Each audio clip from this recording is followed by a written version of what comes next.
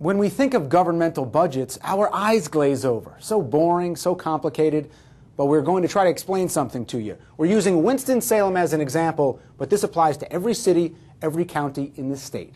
Winston already came up with its budget for next year, which starts July 1st. The total budget, $371 million.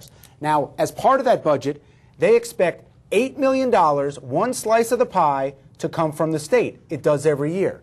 But the state is having so many problems of its own, that money might never come, and that could affect you.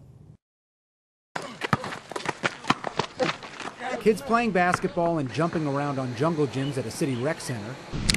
Folks fishing and relaxing on a perfect day in a public park. Fantastic opportunities for people in Winston-Salem that could slip away. But everyone is holding their breath about what could happen at the state level. Winston-Salem City Manager Lee Garrity says his city already made budget cuts for next year without cutting services.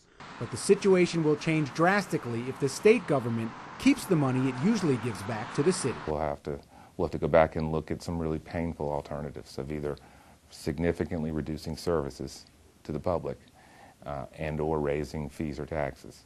We might change our hours significantly for recreation and culture and all those different things. $8 million is a lot of money to reduce out of our budget. So. Public safety spending would not be touched, so no cuts to the fire department or police department. But every other city program could lose some funding. Not an easy task, but it's something that's going to have to be done.